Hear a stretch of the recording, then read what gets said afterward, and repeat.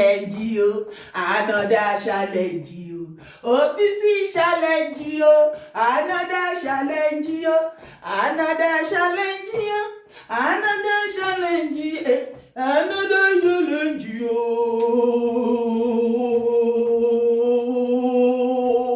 OPC challenge you. Iwi. Ẹjọ́ hello àwọn wo ni OPC challenge OPC challenge ibà Gani Adams lóògùn ọ̀fẹ́ o ibà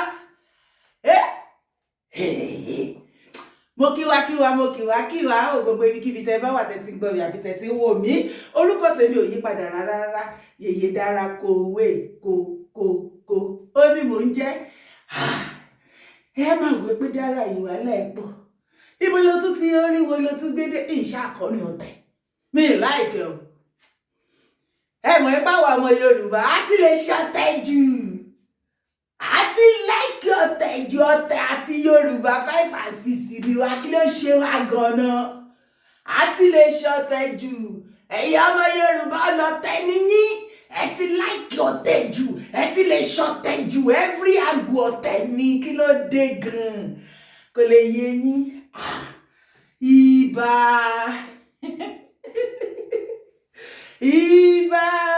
Gani Adams lóògùn ọ̀fẹ́ lẹ́ẹ̀kan sí ó ga o ibà ló kẹ́yìn ní síta àwọn ọmọ ibà àwọn ọmọ OPC ló forílẹ̀ another challenge o bẹ̀rẹ̀ wá bá mi bèrè lọ́wọ́ wọn ní OPC challenge o another challenge o from OPC challenge o ẹjọ́ OPC member àwọn wo lè challenge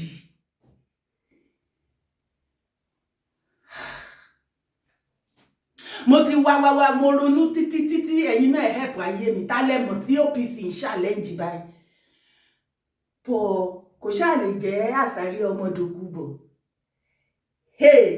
another challenge another ibà go round ni oko lórí rẹ ògbọ́n yín oko àsáré ọmọdògúbọ̀ gan oko lórí ilé ẹ̀ ó bà yálà ya ẹ̀mí tó wà ibà jókòó lọ́bẹ̀ oko débẹ̀ ẹni kí ló dé ààrẹ má bínú ẹjẹ́ ń sáré gbé yín débẹ̀ mo wá fẹ́ kẹ́yìn èèyàn mi ọ̀mọ̀ràn tí mo nú ìgbín tí mọ̀ kára wọn ó yẹ ìfarabalẹ̀ yín ọmọ Yorùbá ẹ wá bá mi fetí gbéyàwó ọ̀rọ̀ ẹ bá mi tẹ́tí bẹ̀lẹ̀ jẹ́ ẹ má fi tọ̀tẹ̀kùn o ẹ jẹ́ àsọ bá ṣe gbọ́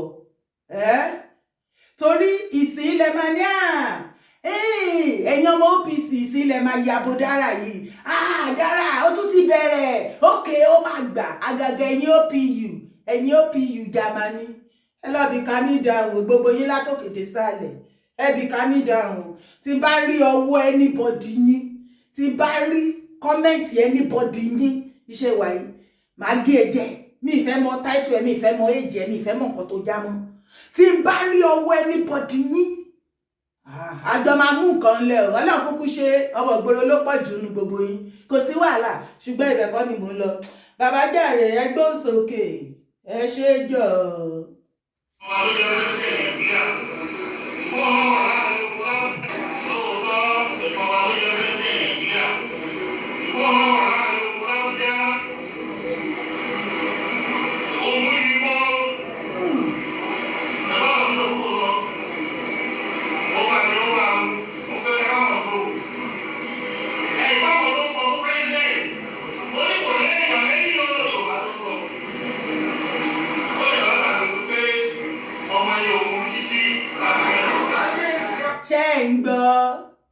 ṣe rí gbà sàrí padà gba nọ́mbà ẹ̀ kò ní yẹ ìyá ẹ lọ.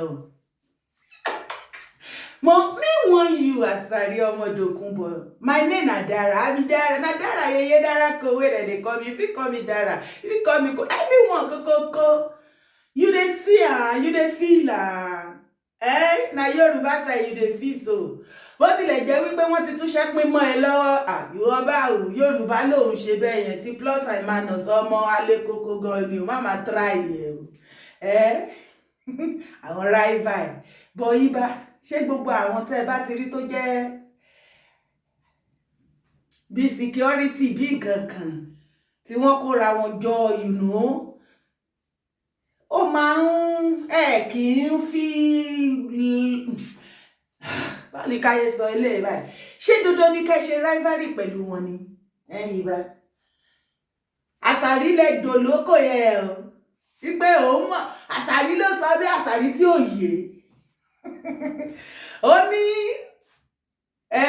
Tinubu ò léyàn àgbọ̀ náà bàbá àgbọ̀ ibà àṣàrí ní Tinubu ò léyàn pé kò séyàn kó wẹ̀ ẹ̀yìn ẹ̀ ó fe kò séyàn àṣàrí ò mọ bó ṣe ń lọ kò mọ géèmù yẹn ni Tinubu mà là ń sọ ń pa èyí ikú bàbá yé àbí ká máa fi ikú bàbá yèyé sí orúkọ Tinubu gan ni ikú bàbá yèyé àbí kò forúkọ àṣàrí ibi tó wà yẹn kó kọ dẹ bóyá o kò jókòó ni wàá kó sùn àbó kan dírẹ́ẹ̀bù kó má lọ lásìdẹ́ǹtì ṣá kí ló dé ibà so gbogbo bí àṣàrí ti ṣe ń jupá tó ń jusẹ̀ lọ yẹn ó ti mú threatening dání fún ẹ má jẹ́ lọ sọ ìwé yẹn ó halẹ̀ mọ́ yín so àṣàrí bó ṣe ń sọ ń gbà yẹn pé if you come for Tinubu I will come for you má kàn ẹ́ kò ó ti ń halẹ̀ mọ́ yín kó jẹ́ láìkì bó ṣe ń dún ibà ẹni láti farabalẹ̀ o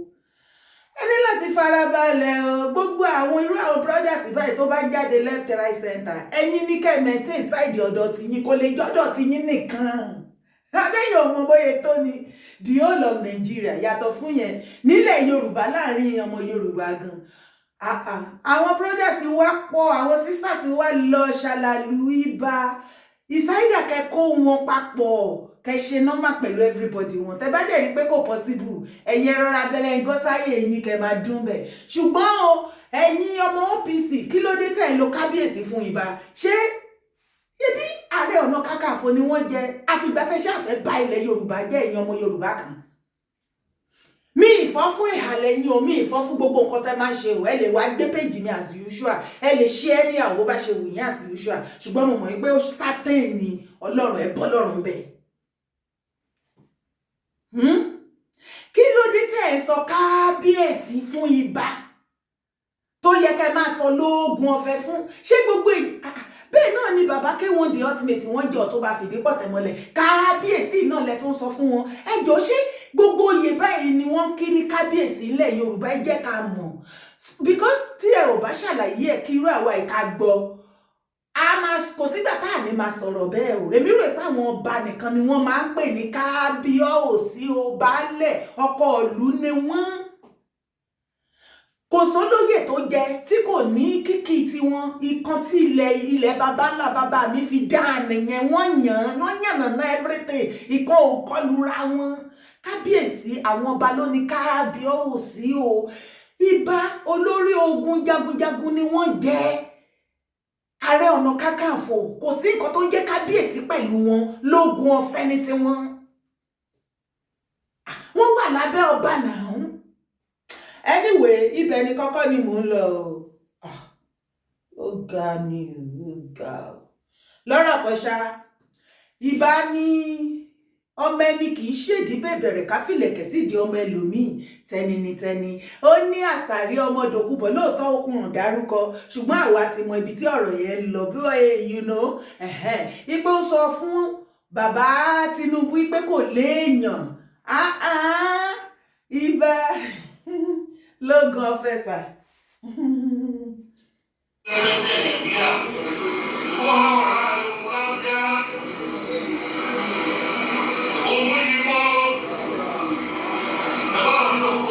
ìyẹn Tinubu ni bá ń rí fásì sí opó wà l'Àbújá ogun yípo àárín ogun ló wà ẹ bá wa béèrè lọ́wọ́ bàbá Tinubu ṣebí olórí orílẹ̀-èdè náà lọ jẹ ṣán lọ jẹ olórí ogun jagunjagun ni èwo lógún yípo lórí pé ẹ fẹ́ bìlọ́ǹgì ibà kí ló ṣe ìjà ti wà láàárín ẹ̀yin àti Pa Adébánjọ ni torí mo mọ̀ pé ẹ̀yin àti Pa Adébánjọ lórí ọ̀rọ̀ pọ́lítíìsì wọ́n fẹ́ yọ ààrẹ ọ̀fẹ́ yọ ààrẹ ẹ lẹ̀pọ̀ ní pẹ̀lú LP ẹ bá rò pé àwọn gbogbo bí kéèmì yẹn ṣe lọ ṣé wọn ò wá bá yẹn ní àwọn LP 77 LP 78 obi tèrè ororondro ṣé wọn gbé wọn wá sí pálásì yẹn àrí tàbí òyìn àwa dẹ̀ mọ̀ wípé ẹ̀yin àti Pa Adébánjọ bẹ́ẹ̀ wà rè 5 and 6 nìyí. Ókè ó dẹ̀ pé ìbá ti tẹ́ndà ìwò ni òwe ìṣẹ́kì sọ pé apology wo ṣé wọ́n ṣe bàbá Tinubu ibà ò ṣe bàbá Tinubu náà. Téèyàn méjì ò bá agree at a time kò mí ìpọ́n jà oníkálùkù with their own opinion with his own opinion. Ọkàn yẹn pé during campaign election àti gbogbo kìíní yẹn LP ní ibà faramọ́ wọn believe pé Jagaban ó lè débẹ̀ yẹn kò lè work so everywhere ṣáà divided ṣá but nísìnyí ní àtìgbà tí wọ́n ti declare Tinubu winner àti inauguration àti everything ṣá mọ̀ pé from one problem to the other gbogbo sabitike so everybody ṣì ń believe wípé okay bí gbogbo kéèsì yìí ṣe ń lọ yìí kán bá dàdé pé wọ́n máa padà yọ bàbá Tinubu ní inú ibẹ̀ yẹn ni ebo ibi àwọn tó dẹ̀ bá mi sọ èmi dẹ̀ ń jẹ́ kó yé wọn wípé tó bá jẹ́ ẹlòmíràn ni ó lè pọ̀ ṣùgbọ́n Tinubu tẹ́mi wò bàbá tẹ́mi wò from afar tí wọ́n àtẹ̀mí àtàjọ ń gbúrò wọn yẹn kàkà kílẹ̀ kú ilẹ̀ máa ṣàní bàbá Jagaban President Tinubu á jẹ́ kí wọ́n wá disgrace òun kúrò ní Aso Rock ìwọ gan tó bá sọ fún gẹ́gẹ́ bí ọmọ Yorùbá tó jẹ́ ṣé ò ní para ẹ̀kú síbẹ̀ èmi sọ fún everybody kàkà kílẹ̀ kú ilẹ̀ àṣà wọn kò sí bàbá ńlákú tó lè yọ nígbò tó lè yọ Tinubu kúrò níbi ibi tó wà yẹn Ọlọ́run ó ti jẹ tó bá gbọ́ òmóye yìí jẹ ìwọ pápá ìwọ nà igi gẹ́gẹ́gẹ́gẹ́gẹ́ wọ́n fi bàtà kún lára ọ̀kan ṣá ibà ṣé after tẹ́tí wá rí wípé egbe ti regbe egbe ti regbe bàbá Tinubu gbogbo ìgbà tán fi ìdí kan jókòó believe pé wọ́n máa fi gbogbo ìdí jókòó but nísìnyí tẹ́tí wá rí tán ti fìdí rinlẹ̀ dòó everything ti lọ tó ti confam ẹ wá gbé lẹ́tà dìde ẹ ṣe wá congratulate wọn kò tí ì léètì náà kò ìbàjẹ́ same náà ṣe ni bó tẹ̀ jẹ́ 1 year after náà same ṣì ni ṣé nítorí ẹ̀ ìbàlẹ̀ ṣe wá fi sí wọn lọ́rùn ẹ fi sí wọn lórí ìdè ẹ̀ ń tàrà ẹ̀ ń tà bàbá Tinubu géèmù yẹn yé wa ẹ̀yìn wá ní ọmọ yín tẹ̀ kàfẹ́ ọmọ yín tẹ̀ rí ilẹ̀ tẹ̀ sátẹ̀lẹ̀ lùbí ìbá bàbá if you cannot beat them you join them náà lọ́wọ́ dé ìbá ní ọmọ wa ni ó wà láàrin ogun l'Abuja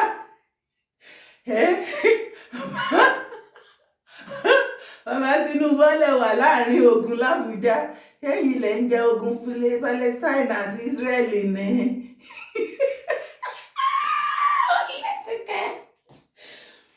ibà ẹ jẹ́ a máa gbọ́ yín lọ.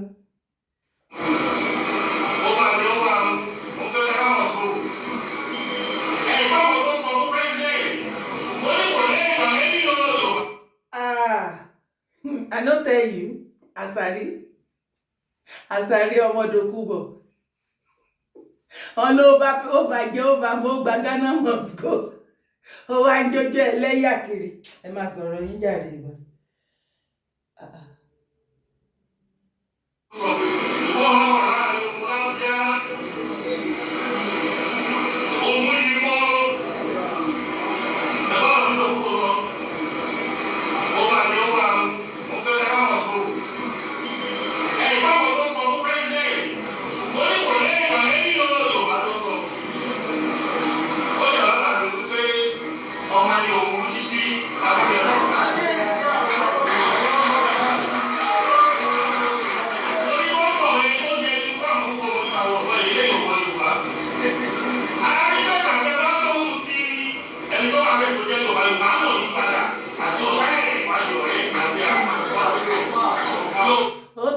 Sọ tó bá jẹ́ ẹni ibà ẹni àwọn yẹn ò mọ Yorùbá it is true wọn ò mọ̀ wá wẹ́là wọ́n kàn ń gbúrò wà ní wọ́n rò pọ́n ti ẹ́ńtà wà tọwọ́ ọmọ ẹgbẹ́ Ìbàdàn náà mọ̀ wọn ìyá láìyàwó lè mọ láyípo láyípo yẹn gangan wọ́n dẹ̀ lóun lọ̀gá Ìbàdàn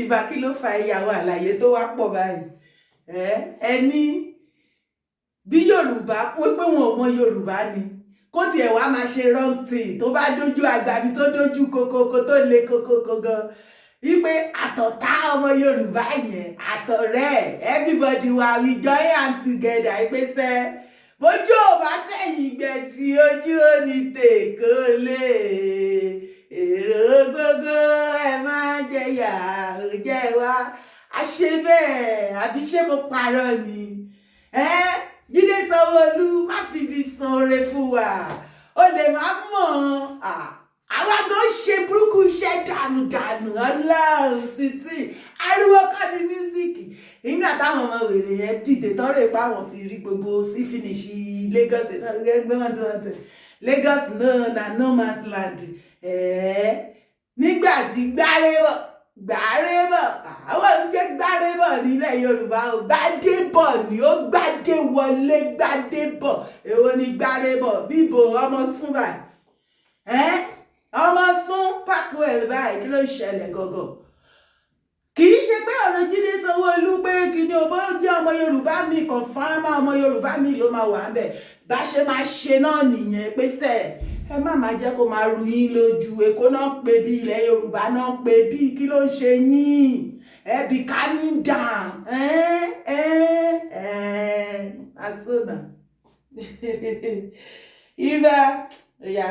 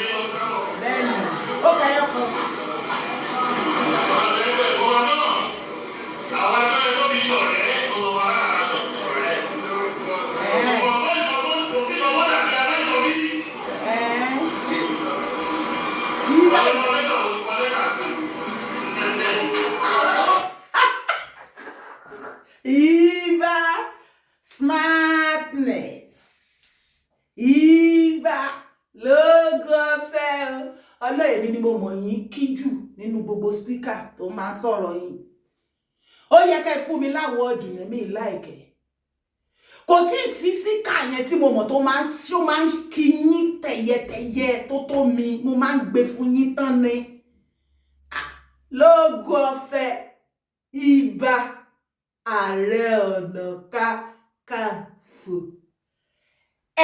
bàbá yà ń toṣẹ́ yẹn lónìí sẹ̀lẹ̀ bàbá ti rí pójú ọ̀nà ti clear sí ó ti ṣúọ̀ fún Àjàgàbá pé Tinubu àwọn tí wọn ó ti ṣúọ̀ fún bàbá ti fi gbogbo ìdíjókòó nísìnyí ẹ̀yìn gangan lẹ̀ ń dún na we be the team àṣàrí ọmọdókúbọ̀ ó yá ìwọ̀n gbé lọ ìbá wa tó ṣẹ́ Jàgàbá ìbá ẹ wá ní bàbá Tinubu ìgbà tó jẹ́ wípé ará àtàná lọ fi ń ṣọ̀rẹ́ wọn ò fi ẹ̀yìn ará ilé ṣọ̀rẹ́ ríìlì nǹkan tí mo mọ̀ ni wípé ọ̀rọ̀ yìí ẹ̀jẹ̀ àjọ̀dálẹ̀ ká túṣà ẹ̀jẹ̀ bẹ̀rẹ̀ látọ̀dọ̀ ti tèmi èmi ò bìlíìfù nínú ìjọba bàbá Tinubu kò ṣe títí wọn nìkan àbí any other person èmi fẹ́ ká gbẹ Yorùbá land ni ká dá dúró ká ṣèjọba ara wa ókè ẹ̀yin báyìí ẹ̀yin lọ́rọ̀ kọ̀ṣá nígbà election LP lẹ́wà fún ẹ̀yin bàbá Adébánjọ bàbá godfather àwọn ní LP àwọn lẹ́tọ̀ mọ́ báwo lẹ ṣe wá ń sọ wípé Tinubu fi ará àtàṣọ rẹ̀ torí at least ó bẹ́ńbẹ́ kò bẹ́ńbẹ́ ìgbà tí ẹ̀yin wà lẹ́yìn LP pẹ̀lú Adébánjọ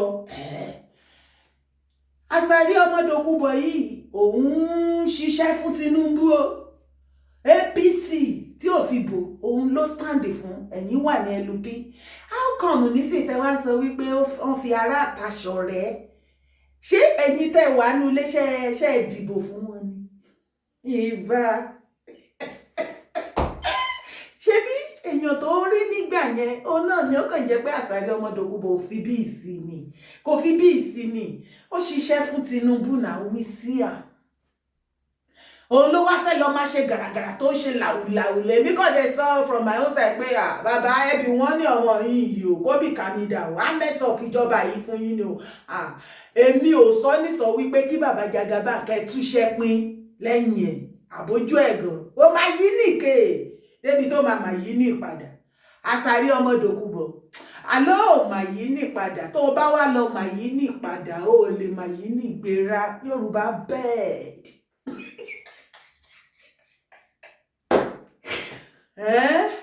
Lọ́rọ̀ kan ibà ẹ máa tó níṣó, kò sí wàhálà, kò sí wàhálà.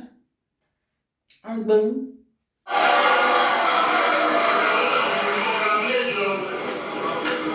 Ibà láwọn ti kọ lẹ́tà ṣáá o, wọ́n ní àwọn ti congratulate President Bola Ahmed Tinubu o pé congratulations o, nígbà tí wọ́n rí wípé nínú tribunal oorun yẹ̀ wọ́n sùnkú. Ìgbà tó máa wá gbé lọ sí Supreme ó yá ègé gbogbo bọ́ọ̀sì òfò. Ọlọ́run ló mọ̀ bí táwọn ọmọ LP ti lọ ṣe oògùn bọ́ọ̀sì yẹn. Kí ló dé ṣe rẹ̀ àwọn bọ́ọ̀sì yẹn ni wọ́n ṣàtòlera wọn. Kí ló dé fáìlì pọ̀ ṣùgbọ́n ní Supreme àti boxes yo àti evidence yo àti everything igbó ibà ìsìn lẹ̀ṣẹ̀ mọ̀ pé yes òtítọ́ ni ó ti confam sí ipò ti jẹ president. Yes na ìdèrú ó ní ààrẹ orílẹ̀-èdè, ààrẹ ń kí ààrẹ ó lè kókó ààrẹ gbé lẹ́tà dìde ó congratulate ààrẹ gbogbogbò. Ó sì ń lọ náà ó ní same level náà ẹ̀ ló sì wà, ó sì ń jọra wọn. Àyẹ̀rí àwọn kẹta tó ń ṣe lóde yẹn pé ọlọ́run yóò kí balance. Ó fi wá ràn mí lórí ọmọ ọmọ ní Nàìjíríà. Àyíyá o, orí ẹnìkan tó kọ ọgọ́dún kan, wọ́n ní ilẹ̀ Yorùbá ló kó àtẹ̀yọ̀ wá àwọn aláìsí ìkúlẹ̀ lọ́kà yìí. Ìbá ní bàbá Tinubu fi wá yangàn gẹ́gẹ́ bí ọmọ Yorùbá léyàn tẹ́ bìlíìfù nú ẹ̀, tá àjọ bìlíìfù nú ẹ̀. Àjọ bìlíìfù ṣẹ́rí ti tèmi kò ní hatred inú.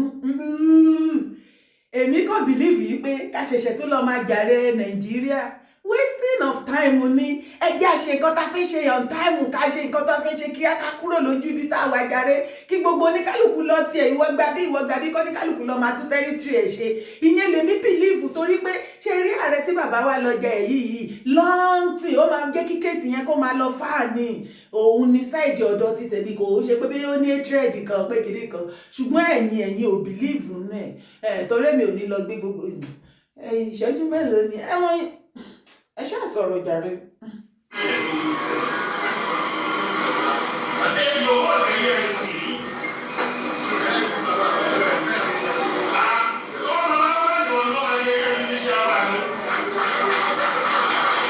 Tẹ́ ẹ bá gbọ́ dáadáa ibà ní Yorùbá ò jẹ́ EFCC rí leader rí, ó ní Haúsá nìkan, ṣé Haúsá nìkan náà ní kó máa jẹ́ EFCC leader ni.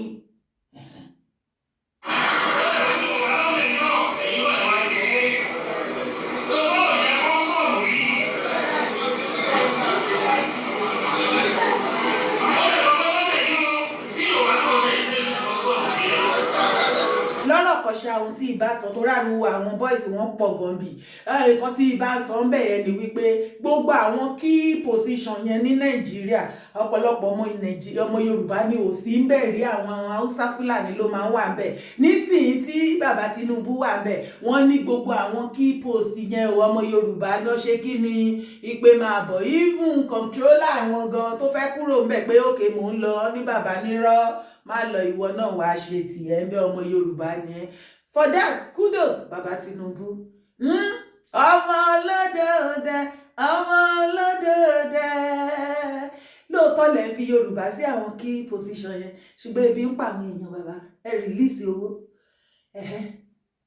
ìyẹn là ń bẹ̀ sìn, ebi ń pa àwọn èèyàn, ebi òun wọnú kọ́rọ̀ mìíràn wọ̀ àwọn èèyàn ò gbọ́ payámọ́ àti ẹ̀ bẹ̀ wọ́n pé ẹ nísù èmi báyìí ṣe mo kàn wá di kinní fún yín lẹ́yìn behind the closed door tó bá ti ń complain tó pè mí náà pé èmi má dẹ̀ máa bẹ̀bẹ̀ pé ẹ farabalẹ̀ ẹ ní sùúrù ẹ ṣe kinní kan wàá máa gbọ́ dára ṣó ti gbà bọ́dẹ ni wàá máa gbọ́ dára èèyàn ti gbówó fún ẹni lémi táwọn bọ́ìsì bàbá Tinubu tí wọ́n kí má ti sọ̀rọ̀ wọn lásán ni wọ́n máa dàbò mi lórí iṣẹ́ òní wọ́n jẹ́ kí àjẹ́ òbalẹ̀ náà máa fi ṣe fún mi ìrírú yín rí láyé kí ni pé èmi nìkan kí ni mo ṣe fún gbogbo yín gan-an kí ló dé?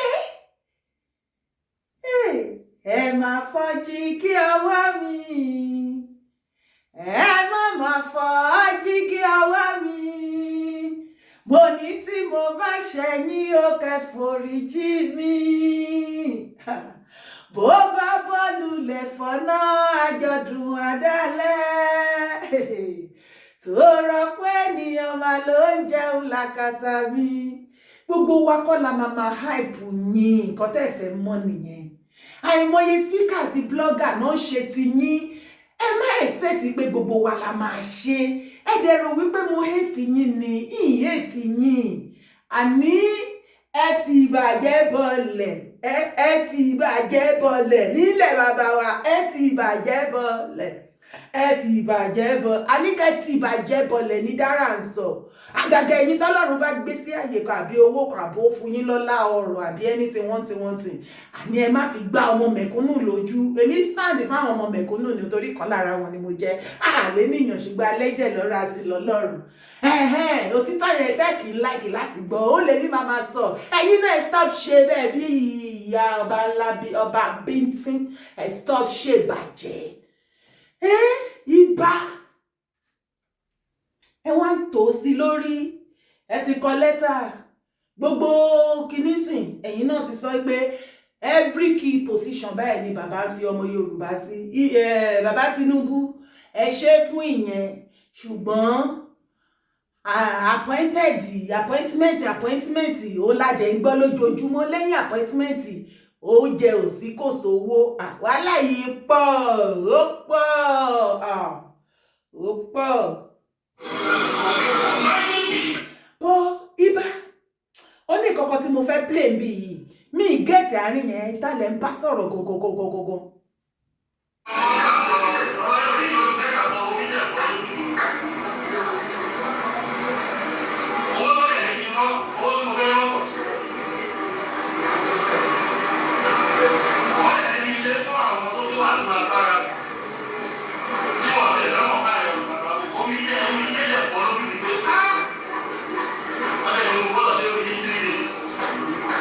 Bóyá ẹ̀gbọ́n tó ráruwó pọ̀ ń bẹ̀ yẹn ibà Gani ní wọ́n ní ó ní nǹkan kan tí àwọn kan wá bá wọn gẹ́gẹ́ bí Ààrẹ Ọ̀nà Kakanfò tí wọ́n ní láti gbé ìgbésẹ̀ ní kíákíá fún ilẹ̀ Yorùbá. Wọ́n nígbà tó máa gbé kinní yẹn tó máa pàkíyèsí wọn sí pé omídé ìjábọ́ lójú àwọn òun lẹ̀ gbọ́ ariwo pọ̀ ń bẹ̀ ni pé omídé ìjábọ́ lójú àwọn wọ́n ní but kì í ṣe kinní yẹn tó máa ṣe yẹn sacrifice náà ló máa jẹ́ ó cost bí 350,000 naira àwọn àmọ̀ yẹn àmọ́ bọ̀ ṣé kò gba màálùú dúdú ṣá àbí funfun anyway ṣá ibà ní kíní yẹn ó cost àwọn ní gbogbo kíní yẹn tó máa ná 350k ni kì í ṣe owó yẹn gangan ni problem àwọn èmi mọ̀ pé kò lè jẹ́ problem yín owó burúkú wà lọ́wọ́ yín ibà Iba, money dey your hand. You get time for hand. Iba wá tẹ̀síwájú pé nígbà tí wọ́n bá wọn ṣàlàyé kíní yẹn pé omi dé ìjábọ́ lójú àwọn. Téèyàn bá ti nífẹ̀ẹ́ ìran ẹ̀ náà bóyá máa ń ṣe nìyẹn. Àwọn jagunjagun ò pẹ́ momi lójú o. Àgàgà tí kíní yẹn bá wá ká wọn lára, ìkan ilẹ̀ Yorùbá ni o. Tí kíní yẹn wá múùfù wọn, ẹ mọ̀ pé orí àwọn jagunjagun náà máa ń wù abẹ́rò pé wọ́n ṣe èèyàn ní ẹ̀jẹ̀ ló flow lára tiwọn náà. You see, ebe gbọ́ nígbà tí ibà wá gbọ́ gbogbo ibi tí kíní yẹn ti ń ṣẹlẹ̀ tó máa torí ẹ̀ ná 350k abẹ́fẹ́ ká tó dání sa. Orí èmi ò expect pé ká sọ síta. Ṣé ẹ fẹ́ ká dání sa? Ibo ni ká dá sí? Èmi ò sọ fẹ́yìn èèyàn kẹ́ lọ máa dáwó torí ẹ̀ fọ́ ní ìsàn. Ẹ mọ ọ̀rọ̀ Yorùbá o. Èdè Yorùbá lèmi ń sọ o. Ibà ṣáà ní lọ́rọ̀ kan ṣá pé 350k yẹn òun kọ́ ni issue. Bò omi jábọ́ lójú àwọn. Anyway, ẹ jẹ́ a máa gbọ́ lọ. Wọ́n lè ní iṣẹ́ fún àwọn tó wà nínú agbára tí wọ́n lè lọ́mọ báyọ̀ bàbá mi. Omi ilé ẹ̀kọ́ lóbi mi pé wọ́n lè ní gbọ́dọ̀ ṣe omi 3 days. Owó wọn lè ní wọ́n kọ́ wọn ní 300 to 250,000 naira.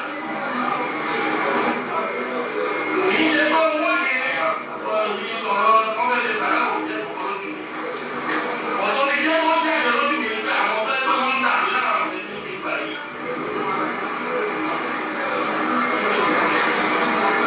Wọ́n lè lọ́wọ́ wọ́n lè ṣe gbogbo ọjọ́ mẹ́ta Nàìjíríà ẹ̀kọ́ bí a ṣe. Wọ́n á ti ṣe òun.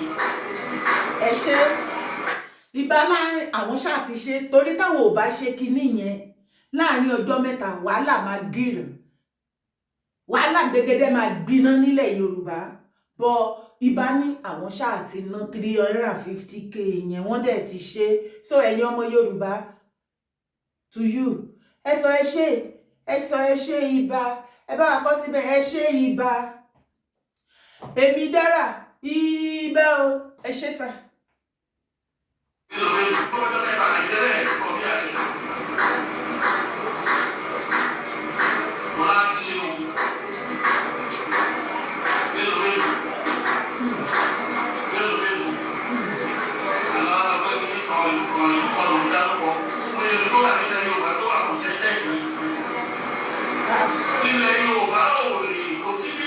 ẹni wá ń dárúkọ ibìkan náà ń dárúkọ mi gbọ́ àárín yẹn dáadáa. Ariwo gan ti pọ̀ jù.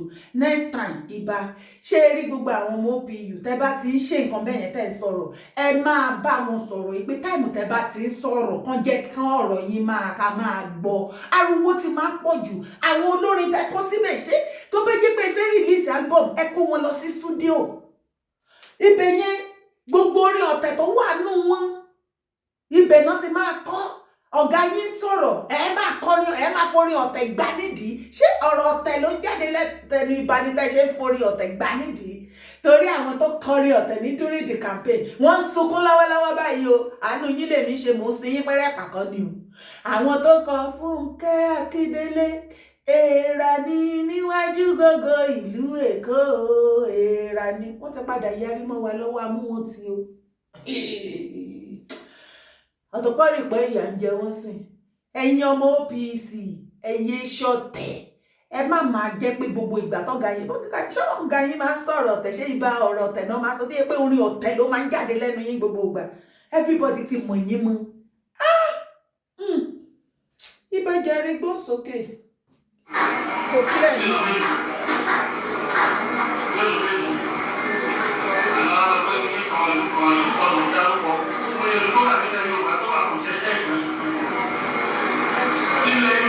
Ipe ìlú kan lèèyàn kan lọ ń dárúkọ. Ṣé ìlú kan ló ní láti wà protected nílẹ̀ Yorùbá? Ta lẹ̀ ń bá wí? Ta ló lóhùn yẹn bàbá? Báwo ni kò sí bí Amẹ́ríkà tó lè tóbi tó there is some pocket of security credit on state in America. Wọ́n wà níbi kan kì í ṣe pé kó wá wá àìpọ̀ ẹ̀. Wà á ní ọdún ìṣẹ̀lẹ̀ àwọn ìdákan lè wọ́n. ní kò ń ṣe wípé kéèyàn máa pariwo nǹkan tó fẹ́ ṣe síta kí ẹ̀yin èèyàn kẹ́ wá máa overhype ẹ̀ kéèyàn yẹn máa wá máa sọ nǹkan tí kò ṣe nǹkan tí kò lè ṣe sọ́rí ẹ wá máa overhype ẹ̀. Mo ti gbọ́ kíní again. Ta ni bá ń bá sọ̀rọ̀ ẹ jẹ́ n rewind ẹ̀. Ta ni bá ń bá sọ̀rọ̀ ó ṣe kán dárúkọ ìlú kan nílẹ̀ Yorùbá wa yẹn lórí tí kíní ilé kòkó wa kán máa dárúkọ ìlú kan. Ṣé ìlú kan ló yẹ kí wọ́n protect nílẹ̀ Yorùbá? Wọ́n á hype ẹ̀, wọ́n over hype ẹ jẹ́ àtútù gbọ́ lẹ́ẹ̀kan sí. Kò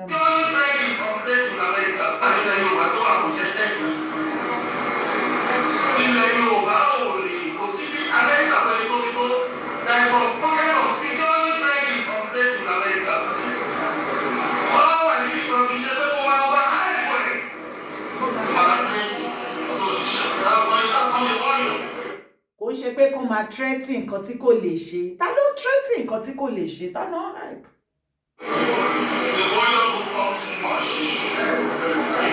Ibani, a warrior don't talk too much. A warrior doesn't talk too much. Okay? Don't threaten your enemy. When you threaten your enemy, go take action, you become bad. Only don't threat your enemy. If you threaten your enemy, threat your enemy with no action, you become a vagabond. Already mú nǹkan dání ibà.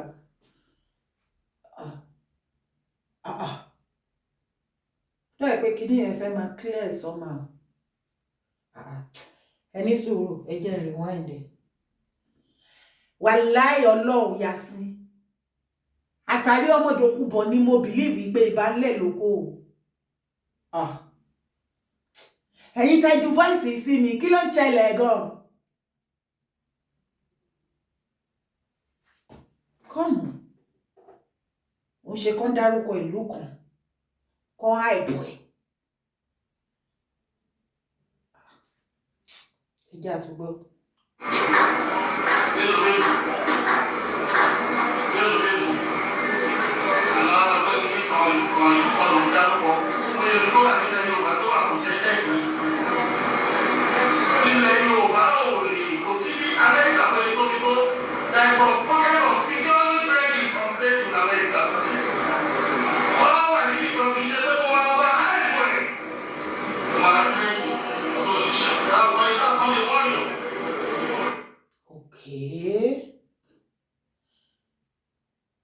Okay. Wọ́n dárúkọ ìlú kan. Ibà. Ṣé kò ń ṣàwa Yorùbá nation lẹ́ ń ta sí? Ṣé kìí ṣe pé ohun tẹ́ mú jáde ń bí ó fẹ́ máa relate pẹ̀lú ìwéré Iléṣà? Wàláhì Ọlọ́run. Bí mo kàn ṣe torí mo double forward ẹ̀ gan pàápàá. Kí n kàn tètè gbọ́ pé kíní you understand? Mo ṣe ń realize ẹ̀ dáadáa báyìí. Ṣé kìí ṣe pé ẹ̀ ń try láti bá wa sọ̀rọ̀? Ṣé ìwéré ilé lẹ́mí pé wọ́n dárúkọ ìlú kan? Yes. Àwọn ará ìwéré ilé ni ò jẹ́ ká gbádùn. Wọ́n ò jẹ́ ká fẹ̀dọ̀ lórí òróró. Wọ́n ní wọ́n ti fẹ́ pa wọ́n tún. Ibà. Ṣé ẹ gbọ́ ni wípé olórí OPC ní ìwéré ilé wọ́n mà pa. Ẹ wá ní à ń pariwo ìwéré ilé nìkan àbí kò ṣe bí tẹ́ ń try láti sọ nìyẹn. Ṣebí èmi dára mo ṣe live show àti àwọn fídíò báyìí tí ó dẹ̀ pé mo dárúkọ yín gan o wípé a fẹ́ mọ̀ wípé ṣé olórí OPC tí wọ́n náà pa ní ìwéré ilé ṣé ní version ti yín nítorí àti mọ̀ pé ẹ ti jẹ́ two faction ẹ̀yin version kan Arógundádé version kejì.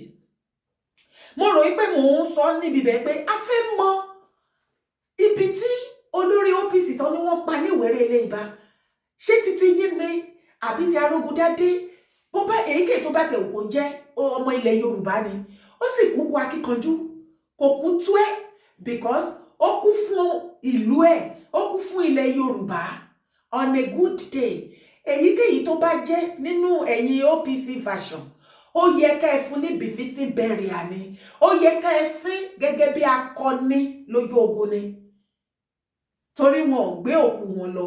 A rí picture yẹn, òkú wọn wà lẹ̀.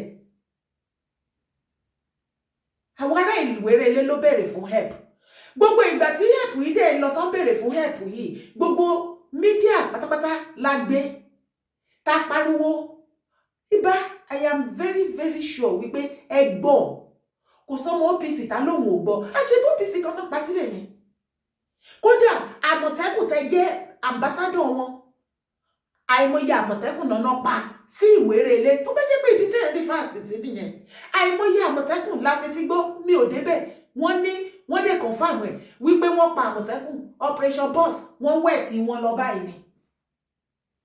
Tó bá jẹ́ pé yẹn lẹ́ sọ wípé ìlú kan la wá pariwo, àìmọye gbogbo ibi tó wà nílẹ̀ Yorùbá, yes àmọ́. Ṣùgbọ́n ṣé ẹ̀ẹ̀kan náà ni wọ́n máa ráǹdì gbogbo ilẹ̀ bọ́yẹ kúrò ní Ìwérelé yìí, jọ́tọ́ lọ sí Ìwérelé náà máa lọ sí everywhere. Bó ṣe bí títí yín náà wà ńbẹ̀ OPC, kí ló dé tẹ́yìn náà rán tí àwọn kan bá lọ sí Ìwérelé, àbí kẹ̀kẹ́ kó àwọn èèyàn ti yín kẹjọ́ ìyàwó ní sùúrù, kẹ́kọ́ àwọn èèyàn ti yín kẹ́kọ́ kọjọ́ àwọn tó lọ sí Ìwérelé, regardless of any group or association àbí organization tó bá tiẹ̀ ti wá, ká ṣáà ti ṣe nǹkan ká fọwọ́sowọ́pọ̀ ká defend àwọn èèyàn wa àti ilẹ̀ wa. Òun ló ṣe pàtàkì. Ẹ gbọ́, mi ìrò pé ṣe bẹ́ẹ̀ o, mi ìrò pé fọwọ́sowọ́pọ̀ pẹ̀lú any other organization. Mi ìdẹ̀rò wípé bóyá ẹ fi mẹ́sẹ̀jì ránṣẹ́ sí wa wípé o ẹ fẹ́ darapọ̀ àbí ìkọ̀kọ̀.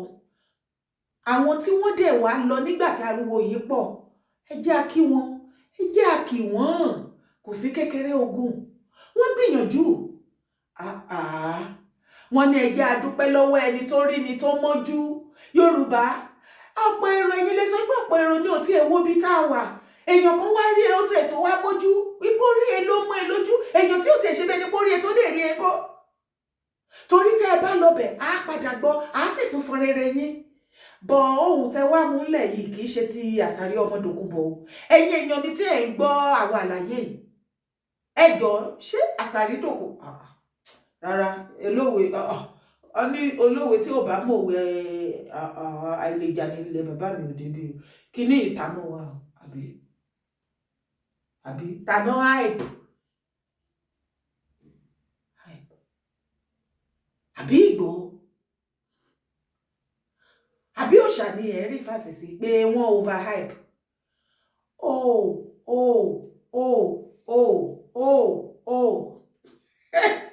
Ó fẹ́ máa yé mi o. Ẹ wá ẹ má lọ wá. Hello, excuse you. Mi ìfẹ́ gbọ́, ẹ dára, ó tún ti fẹ́ dá wàhálà lẹ̀. Ẹ jẹ́ kó rí wa jọ pé o, ẹ jẹ́ ká jọ wà ókè o. Ṣé o fẹ́ tí ara ẹ̀ gbọ́? Bóyá pé kíní yẹn go clear dáadáa, ariwo ti pọ̀ jù ńbẹ̀. Ṣé o gbọ́ nǹkan tí ibà ń sọ ni? Ṣé mi ni mo sọ̀rọ̀ ni? Tèmi ni láti analyze. Àárín yẹn kò bá Àsàrí lọ. Torí mo forward èèyàn tó jù sí mo kàn forward torí kí lè tètè gbọ́ kí ní idea kan tó wà ńbẹ̀ yẹn. Àsàrí Ọmọdòkúnbọ̀ lèmi rò pé ibà ń bá sọ̀rọ̀ náà. Wọ́n sọ̀rọ̀ bọ̀ eléyìí kò ṣe t'Àsàrí. Owó ìjọ èwo ni kíní, ẹ jẹ́ kí n tútù play kẹ́ tútù gbọ́. Ta ni bá ń bá sọ̀rọ̀ ńbẹ̀ yẹn? Ẹ help mi. Okay, ẹ proof mi wrong. Mo lè wrong. Ẹ correct mi. Ibi tẹ́mi rò wípé wọ́n divert ẹ̀ lọ nìyẹn. Eléyìí ò ní kankan ṣe pẹ̀lú Àsàrí Ọmọdòkúnbọ̀.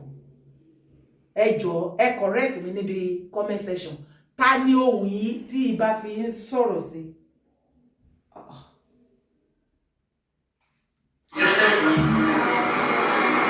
Ilẹ̀ Yorùbá ò lè kò sí bí Amẹ́ríkà pẹ̀lú tó ti tó. There is some pocket of security training from state to America. Wọ́n wà níbi kan kì í ṣe pé kó wá wá àìpẹ́. Kó máa overhype. Tó bá wà níbì kan kò ṣe kó máa overhype ẹ̀. Okay, wọ́n ní kò ṣe téèyàn yẹn bá wà níbì kan kò ṣe kó máa overhype ẹ̀. Ẹ wá, ṣé kò ṣe gbogbo scenario Ìwérelé ni ibà ń rí fásitì bí? Ìgbò òṣà ìyẹn àwọn boys Ìgbò. Bọ̀ ibà gbogbo fídíò yìí náà, gbogbo àwọn kinní tó rìkọ́ọ̀dù fún mi bí yìí. Àwọn èèyàn yín náà wọ́n jẹ́ ká gbọ́ yín wọ́n overhype yín kí ló bẹ́ẹ̀ dì tó bá hype ṣe bẹ́ẹ̀ yìí ni mo yìí sọ sí pé bóyá àwọn tó correct wọ́n pé lóògùn ọ̀fẹ́ o that is the word ibà lóògùn ọ̀fẹ́ o bọ̀ àwọn kan sọ kábíyèsí ṣé ọba nìyí ni ṣé wọ́n ti overhype yín bẹ́ẹ̀ anyway kó má dàbẹ́ ni pé kìíní ẹjẹ́ àgbo. America pẹ̀lú tó ti tó there is some pocket of security training from state to America. Wọ́n wà ní ìgbọ̀ngàn ìṣẹ́ pé kó wá wá àìpẹ́. Wọ́n á tẹ́sí ọdún ìṣẹ́. Àwọn ìta kan lè wọ́yọ̀. The warrior will talk too much. Eléyìí ti clear. Okay. Ó ti yé mi. Àbí kò tí ì yé wọ náà ni. Okay. Wọ́n ní ó ń threaten nǹkan tí kò lè ṣe.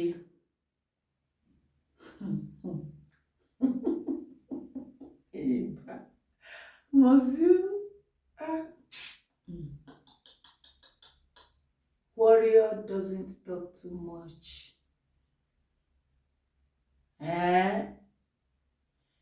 Ta ni warrior tó ti wá talk too much yẹn ò Ìbà? Àbí ìwé rẹ̀ létí ìgbò tún lọ tó fún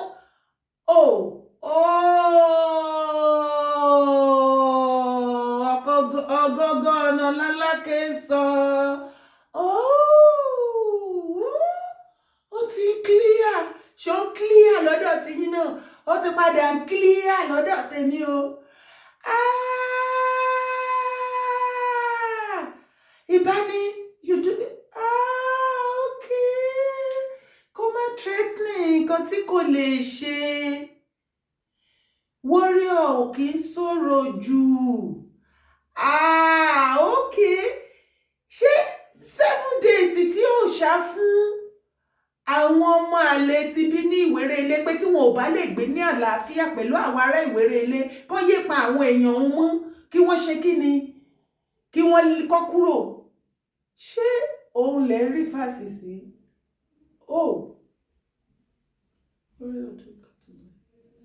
ṣé Ìwéré Ilé tí wá sọ̀rọ̀ jù nìyẹn ni Ìbà mi rò pé 2/2 talk nìyẹn o no ọ̀rọ̀ tí Òòṣà gbé sílẹ̀ tó jẹ́ wípé gbogbo media house Nàìjíríà ló gbé kì í ṣe media house Nàìjíríà nìkan all over the world orí social media yìí gan ó lánà mi rò pé over Ìbà ẹ lówó lára àgbàmọ̀lẹ̀ ń dì ẹ̀yin ọmọ OPU ẹ máa bá Ìbà sọ̀rọ̀ náà àwọn tí OPC àwọn òmòjú kan bẹ́ ajá sórí ògùn kan gbé gbètùgbètù kan gbàjẹ́ jáde ẹ̀yin OPU inú lẹ́yìn tí ń ṣe tiyín kẹ́ máa fàhàn báyé ara yín jẹ́ láàrin ara yín bẹ̀ ṣé òkè pátí nìkan lẹ mọ̀ ṣe kẹ́ mú gèlè kẹ́ ṣe pátí ya fọ́tò káàkiri ilẹ̀ dáwó ẹ kì í bá Ìbà sọ̀rọ̀ ní Ìbà ẹ fi sísítẹ̀mù ní òwú lára o ẹ fi sísítẹ̀mù ní òwú lára o Ọlọ́run kò dẹ̀ wá òkè ẹ ti kọjá lẹ́vù yẹn náà ẹ ti kọjá lẹ́vù yẹn kí Ìgbòho tó sọ pé tí wọn ò bá ní gbé lálàáfíà kó kúrò lórí ilẹ̀ bàbá òun tí gbogbo ayé àtọ̀run gbé Ìbà ẹ̀yin náà ti ń gbọ́ tí àwọn ti pariwo pé wọ́n pa wọ́n ní Ìwéré Ilé àti Òkè Ògùn ẹ ṣe kankan náà and I am very very sure Ìbà ṣe rí olórí OPC tí wọ́n pa ní Ìwéré Ilé yẹn tí ò bá jẹ́ wípé wọ́n pa tí kinní yẹn jáde ẹ bá sọ wípé irọ́ ni o and besides that tó bá yẹ pé ẹ háàdì àwọn ọmọ yín OPC tó pọ̀ ẹ háàdì ẹ̀jọ́ yín olórí àwọn OPC ni there is possibility kí wọ́n má rí máa yẹn pa ó possible you know èmi ò expect pé irú nǹkan báyìí lè máa jáde lẹ́nu yín kò sáni ọ̀rọ̀ Ìwéré Ilé o gbogbo sinero tó ṣẹlẹ̀ ńbẹ̀ ọ̀rọ̀ yín ti yé mi òun lẹ ṣe ń ṣàlàyé pé wọ́n wá gbéṣẹ́ kan wá bá yín ẹná 350k omi jábọ́ lójú ó ti yé mi analysis yín yẹn ti yé mi ìpè òkè ẹ̀yin ìgbà tó gbé kinní yẹn wọ́n omi ló kàn jábọ́ lójú yín pariwo ẹ̀ síta àwọn eléyè òòṣà àtàwọn bọ́ìsì àwọn wá pariwo tí wọ́n síta àbí okay ó yẹ kó everything jẹ́ kó dẹ́ẹ̀dì àwọn Afẹ́nifẹ́re náà dẹ̀ sọ bẹ́ẹ̀ o àbí torí àwọn Afẹ́nifẹ́re sọ pé àwọn support òòṣà ní bá ṣe ṣe léyìí àwọn Afẹ́nifẹ́re ní ọmọ àwọn ni okay àwọn Afẹ́nifẹ́re sọ̀rọ̀ wọ́n ní ọmọ àwọn ní Ìgbòho àwọn support ẹ̀ ìgbẹ́ ẹni tí tó bá fẹ́ ṣe kó máa go ahead wọ́n wà lẹ́yìn ẹ̀ ṣùgbọ́n kò kìí ṣe ọ̀rọ̀ ariwo wọ́n advice ó lẹ́yìn náà ṣe wá support Tinubu torí I am very sure pé ti gbọ́ pé Tinubu ò sí lára àwọn tó ní kán release Ìgbòho gbogbo ẹ ti padà bọ̀ sí géèmù Yoruba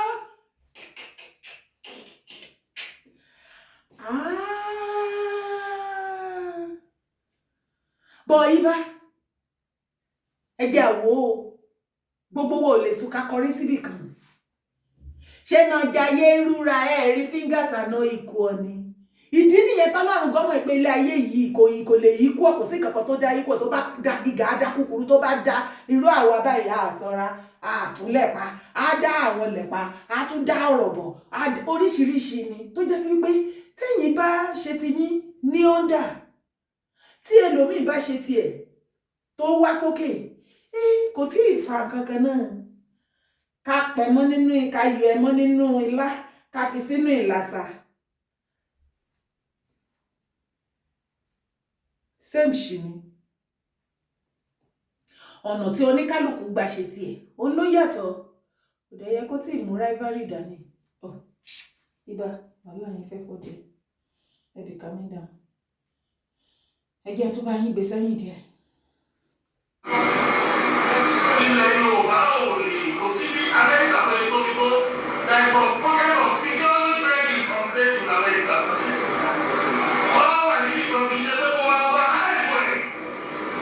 pé tó bá wà níbì kan kò ń ṣe kó máa overhype ẹ̀ ta ló ń overhype ara ẹ̀ báyìí torí ọ̀rọ̀ yìí ò fẹ́ yé wa ibà tálẹ̀ ń bá wí.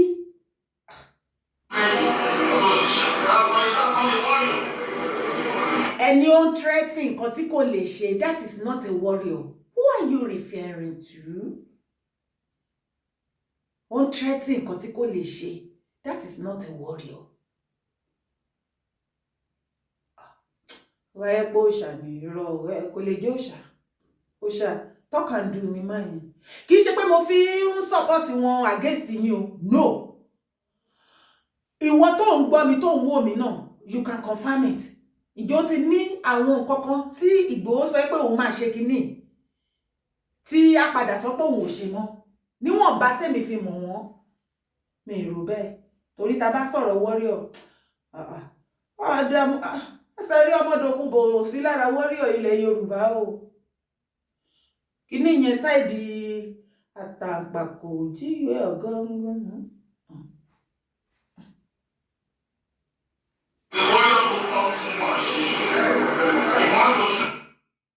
Warrior don't talk too much. Tani warrior tó wá talk too much.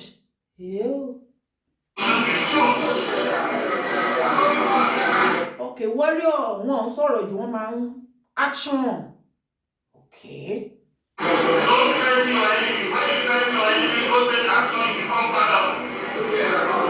Wọ́n ní o gbọ́dọ̀ threaten enemy ẹ tó o bá threaten enemy ẹ tí kò sí action tó tẹ̀lé.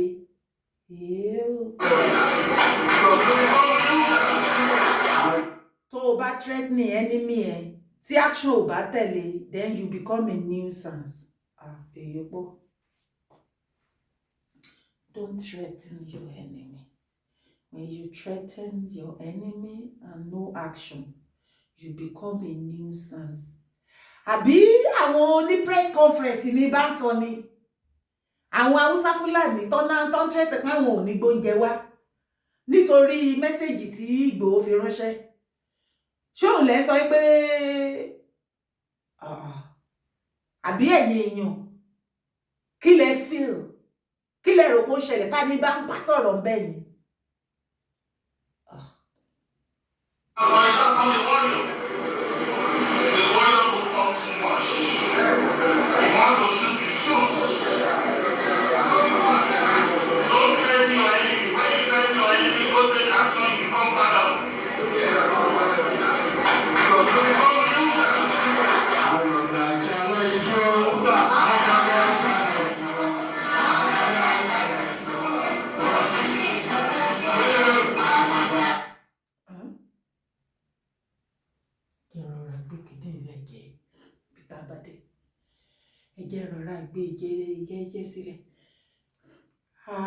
Another challenge, another challenge, another challenge, OPC challenge. Challenge.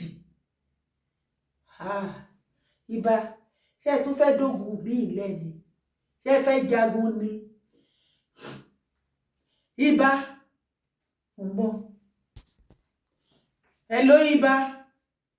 Kẹ́ lè mọ̀ wípé ọ̀rọ̀ ẹnu kọ́ o. Bẹ́ẹ̀ ni gbogbo ibi tí wọ́n ti ń attack àwọn èèyàn wa lẹ́ ń gbọ́ náà. Ẹ jẹ́ kí n share pẹ̀lú yín lára wọn. Ẹ̀wọ̀ ẹ̀ka sàn gbogbo lé, mo kí gbogbo àdúrà wọn gbẹ́lẹ́bẹ̀ ọjọ́. Ojú òní tiwa. Ọ̀rọ̀ tí mo mú wá lọ́sàn yìí, ó dàbí ẹni kì í ṣeré o. Gbogbo tí ojú ọdẹ bá rí inú bókọ́ ló fi máa ń sọ fún ara lé ṣùgbọ́n ilé yìí ó lágbára díẹ̀ o. Ẹ jọ̀ọ́ gbogbo ẹ jẹ́ ká máa lọ tọ́jú ara wa, mi ní parọ́ fúnra wa. Ẹ jẹ́ ká máa lọ tọ́jú ara wa. Ìṣẹ̀lẹ̀ tó ṣẹlẹ̀ ní Sẹ́pẹ̀tẹ̀rí lé ní ìkan ti ṣẹlẹ̀ síwájú tí mo ti sọ. Ó lágbára díẹ̀ o. Ó ní agbára díẹ̀ o. Àwọn bandits yẹn wọ́n ti yí gbogbo agbègbè reserve wa ká o. A ò lè mọ nǹkan tí ìjọba wa fẹ́ ṣe fún wa báyìí, ìjọba Ọ̀yọ́ state. Ẹni tó bá súnmọ́ ìjọba kan bá wa rọ̀ wọ́n. Òkú tí ń sùn ní Sẹ́pẹ̀tẹ̀rí o. Òkú tí ń sùn ní Sẹ́pẹ̀tẹ̀rí o. Nínú reserve bẹ̀yẹn òkú tí ń sùn bẹ́ẹ̀ o. Ẹni tó bá wa súnmọ́ ìjọba wa ní ìpínlẹ̀. Ibà Gani, you are the dams again. Ẹ̀yin tẹ́ lè ṣe kó deadly silently táwọn èèyàn ò ní mọ̀. Òun lẹ ti ń gbọ́ ẹ̀, wọ́n ti fẹ́ pa wọ́n tán ní Sẹ́pẹ̀tẹ̀rí. Wọ́n ní Ọ̀yọ́ state ní Sẹ́pẹ̀tẹ̀rí wà. Wọ́n náà ti fẹ́ pa wọ́n tán. Wọ́n ní ìjọba, wọ́n rawọ́ ẹ̀bẹ̀ sí ìjọba kí wọ́n dìde kán ṣàánú wọn ní orí ilẹ̀ wọn, ní ilẹ̀ bàbá wọn. Wọn ò kọjá àyè wọn o. Wọ́n kàn dédé attack wọn, wọ́n pa wọn. Ibà, ṣé ẹ gbọ́ ni? Ẹ gbọ́ náà. Ṣé ẹ máa tún dúró dìgbà tí a tún máa rí another warrior àbí òòṣà tó tún máa dìde sí irú àwọn eléyìí? Ṣé tó bá tún dìde tí another warrior àbí Ìgbòho tó bá dìde tó lọ support àwọn people yìí, ṣé ẹ ní sọ pé wọ́n tún ṣe eye service? Torí ẹ ń gbọ́ àbí ẹ fẹ́ sọ pé ẹ gbọ́, ẹ ti gbọ́ kí irú àwọn ẹ̀gbọ́n tó gbọ́ ẹ ti gbọ́ bọ̀ ẹ kì í ṣe nǹkankan sí tó máa ṣe wá padà wá bá wa. Torí kò sí anybody tó bá pè mí for something like this, mo máa sọ fún wọn ní wípé kí ló dé? Ẹ pé Ibà náà wá ní wọ́n ti fi mẹ́sẹ̀jì ó ti dọ́dọ̀ yín pé ẹ gbé ìgbésẹ̀, òun ni wọ́n ṣe padà, òun náà ṣe wá bá wa ká bá wọn bá Ìgbòho sọ̀rọ̀ and so on and so forth. Kì í ṣe pé Ìgbòho kàn déédéé máa ń ṣe àwọn kinní yẹn. Ẹ pé ó ní ìkan èèyàn tó bá lẹ́kọ̀ọ́ ojú àmì torí wípé kì í ṣe páwọn pípù yìí wọ́n jẹ̀bi náà, kò ṣe páwọn ni wọ́n lọ wá wàhálà lórí ilẹ̀ wọn ni wọ́n kọ̀ọ̀kan fọwọ́ lágbá wọn lójú ni. Ibà, ẹbí ká ní dáhùn o. Ó bá lẹ́nibọ̀dì tó torí tèmi lọ gbẹ́bọ abẹ́ ṣe behind the closed door pé kí làwọn èèyàn máa tún sọ pé ẹ̀ ní gbé jáde this time around. Ìwọ̀nba tẹ́ bá lè ṣe ni ẹnikẹ́ni tó bá dìde ogun lórí ọ̀rọ̀ mi behind the closed door tó wọlé agbára torí tèmi àbò bu ọtí sílẹ̀ àbò fi àṣẹ sẹ́nu torí tèmi ò ní kíje àṣẹ. You know why? Ilẹ̀ bàbá mi lèmi defend o. Gbogbo ogun kógun tó bá dìde tì mí, àwọn onílẹ̀ ni ó jagun yẹn, kì í ṣe mí. Ìwọ tó bá fẹ́ sọ ẹ̀mí ẹ̀nù lójijì àtẹ̀bí ẹ̀, dìde ogun tì mí ní kọ̀kọ̀ àbí ní gbangba. Ẹ̀yin ọmọ Yorùbá, mo sọ yìí mo dúró náà torí fídíò ètì gùn gan. Ẹ bá mi drop comment yín sábẹ́ fídíò yìí. Kí ni nǹkan tẹ́ expect? Ẹ má gbàgbé láti bá mi subscribe. Wá bá mi pín káàkiri àgbáyé. Bá mi pín kó lọ fà.